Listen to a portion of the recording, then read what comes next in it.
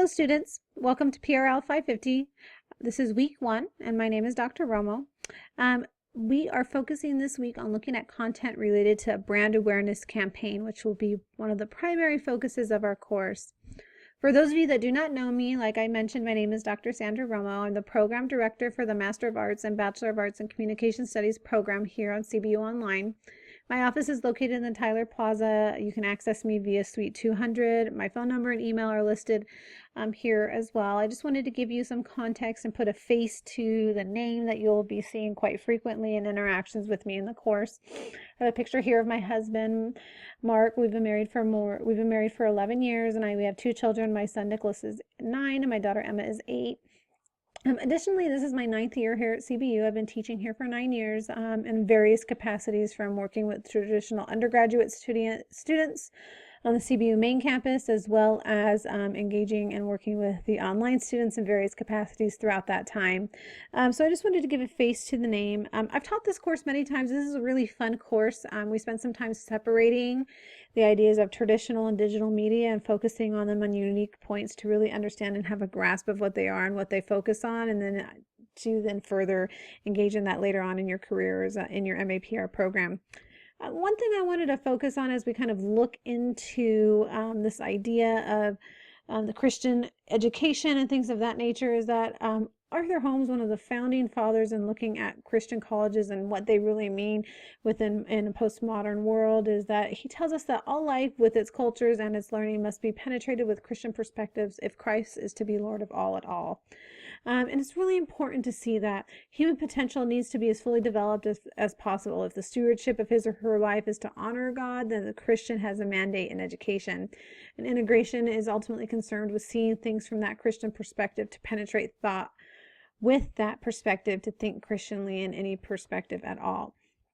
As we look at the syllabus and we look through some of these things, it's important to know, if it's said or not explicitly, that all discussion board assignments do have 2 deadlines. The original replies are due on Friday. That means your actual answer to the assignment, while your reply post, what you say to your students, are due on Sunday. You must reply to at least 2 students at every post, and also additionally consider that you need to make sure that you're posting active and early on in the term with students on those particular assignments. Also, refer to week 8. I know we're only in week 1 and I'm already talking about the end of the semester, but it's important for you to look at those week 8 deadlines early. They typically vary significantly from the week 1 through 7 deadlines. Do know that late work is not accepted under any circumstances, so plan ahead and accordingly for situations that may prevent you from submitting your work on time. If you need to get in touch with me about some of those things like travel and things like that, do let me know. Weekly lecture viewing is required. It's embedded into our course minutes for WASC and what we're actually required for you to get into in order to maintain the integrity of our master's program. Additionally, it's important to know that all graduate level courses expect that assignments cite the course text when you are referring to the course text, and readings, as well as at least 2 outside sources, just to verify and corroborate what you're saying in terms of the information you may have felt is beneficial to whatever point you're trying to make in one of your assignments. Additionally, it's important to know that the weekly agendas within Blackboard have the most pertinent information on what you should be doing and engaging in each week. If there's videos you need to go over, supplementary lectures, extra handouts, things like that, will all be notated in the week 1 agenda, in addition to the reading requirements, as well as the assignment requirements for that given week. It's also important to know that anything I'm going to post to let you know of important information for the entire course will be located in the My Announcements section on Blackboard. So that would be a section that has our weekly lectures. That would be the section that would have any important information or updates I need to let every student know, rather than engaging with you individually, will be posted to the My Announcements section. Also, keep in mind that all of those announcements will be sent out via email. When you look at the grades section, for those of you that are not aware of this, there's a multiple ways that you can access your grades via Blackboard. All of your grading and feedback will be accessible in the My Grades section. Once you're in that section, you'll click the hyperlink for the submission you want to view. When you see a grade posted, you'll click on that attempt. When you're in that attempt, you'll actually click on the score. And once you click on the score, then everything you need to know about your feedback from me will come up. You'll see if the assignment was late. You'll see where you can click to view any instructor feedback, as well as where you can click to view the rubric and things of that nature. So it's very important to access it that way and keep that in mind as you go forward with those things. The week 1 agenda this week has a number of things that tells us we should be working on. We're reading the Hayes text, chapter 1 and 2. We're also reading the Bobbitt text, chapter 1 and 2. We are working on our physical campaign for the first 4 weeks, and so we're working this week on our campaign identification and company selection. That discussion board is due on Friday with replies due on Sunday, and your physical campaign overview and situation analysis is due on Sunday. You also need to read the attached document in the weekly agenda that lays out the entire physical plan for weeks 1 through 3, and it allows you to know what you need to complete for that's due in week 4. As you work through this, it's important to know that the physical that we focus this assignment into many different things. So we're creating a physical plan and a social brand awareness campaign for the entire term. The first half of the term we spend working on a physical PR campaign, which we'll get into in a little bit, and then the second half we work on a social campaign. We're utilizing the same company concept or goal in the overall campaign. So we're working on a brand awareness campaign. This has a primary goal of increasing overall awareness for a company or a concept or a cause within a targeted audience. So you're creating a physical public relations plan, which deals with traditional media, where you will identify key elements for communication of various audiences and media throughout this term.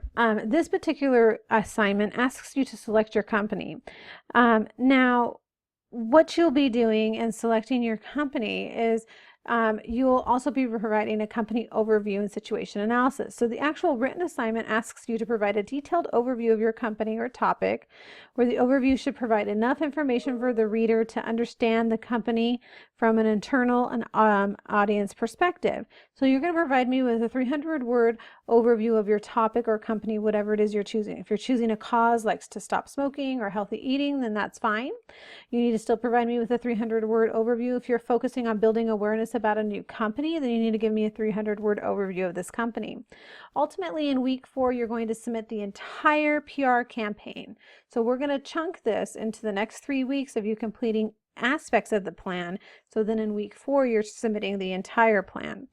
Once you've done that, your second half of the assignment, you'll spend doing a situation analysis, where you're providing an overview of the company's current PR efforts, as well as analyzing the situation, the brand awareness problem, and determining what it is your goal for this campaign may be.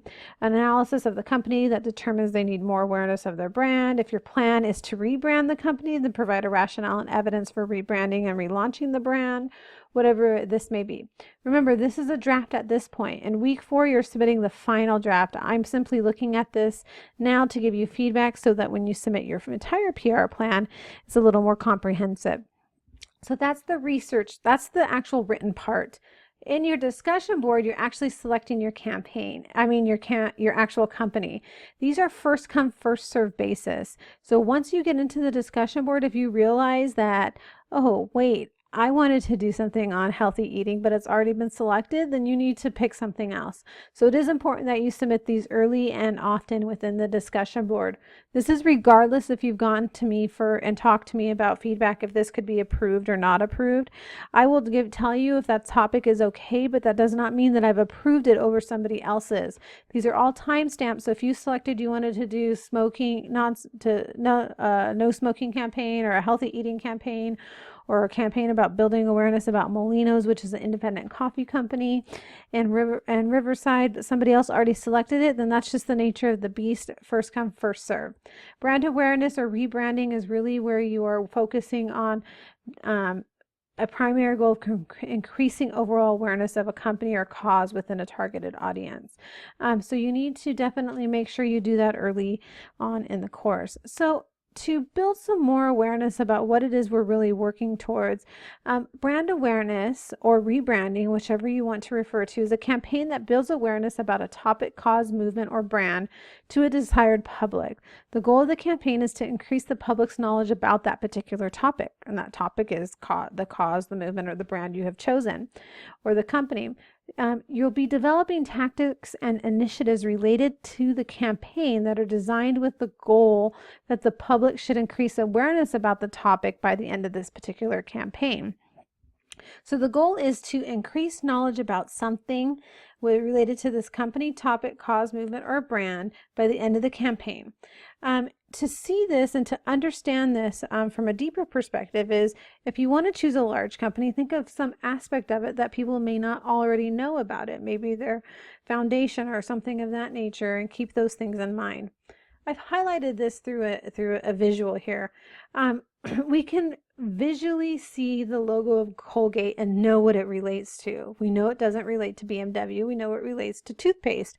That's been done through brand awareness. The company has worked very hard to brand Colgate, in a sense, over years and decades, so that we have brand awareness as to who they are and what they represent just by seeing a visual of them. As we work through these brand awareness campaigns, you're going to see that they're focused in two areas. The first half of the class, we're focusing on a physical campaign. That's a campaign that focuses its efforts on traditional public relations and media efforts. That means that we will work with traditional media, print, television, radio broadcasts, things like that, and traditional public relations aspects to build awareness about that particular cause or whatever it is the topic is related to. We do not use any social or digital media in a physical campaign. The reason why we separate these two in this course is because this course deals with physical and social campaigns, but the importance of it is that we separate them so you can see this is what a physical campaign is, exclusively excluding social aspects. This is what a social campaign is, excluding physical aspects. So some examples of physical campaigns: they utilize press releases, news coverage, grassroots efforts, open houses, community events, things that really get you physically engaged with your public. A social campaign is a campaign that focuses solely on all digital or social media tactics. The campaign only utilizes technology and solely focuses a campaign towards digital consumption.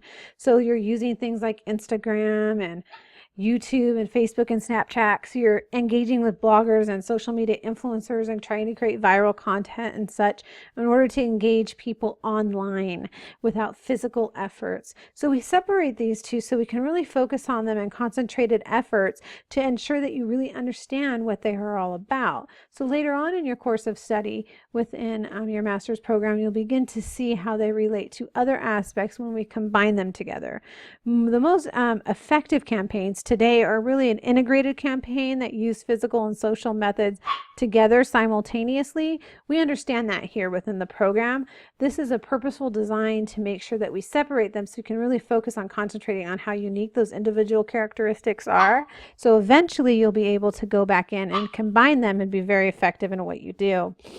As we recap and we look at the week 1 agenda, it's important to know we're reading the Hayes and Bobbitt text, both chapters in 1 and 2 of each text.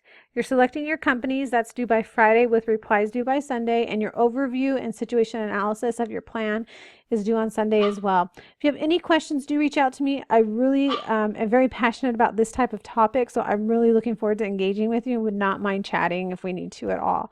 I pray you all have a blessed week, and I look forward to interacting with you later on. God bless.